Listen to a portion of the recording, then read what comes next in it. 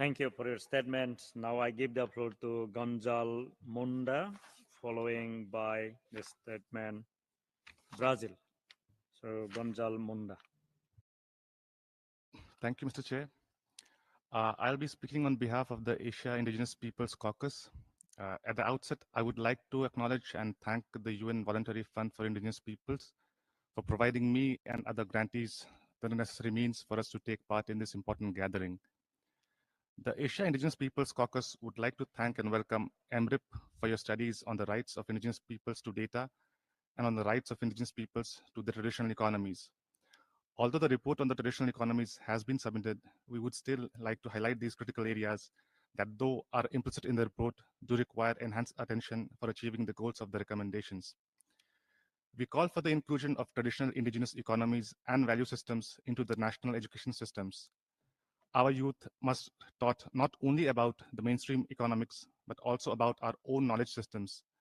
Indigenous knowledge holders must be recognized as educators and our languages and ecological philosophies included in curricula.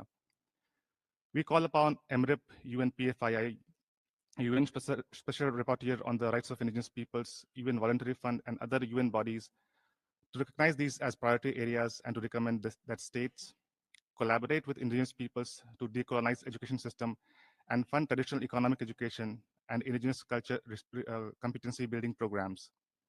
Adopt mandatory safeguards to prevent forced evictions, physical or economic displacement, and encroachment on the territories of indigenous peoples. Support indigenous peoples in strengthening their traditional economies by revitalizing customary governance systems, enhancing collective resource management, and advancing food sovereignty, including legally recognizing and respecting indigenous peoples' sovereignty over their knowledge and data.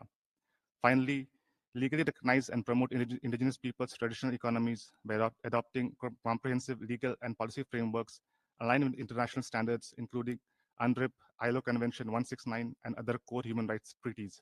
Thank you. Thank you.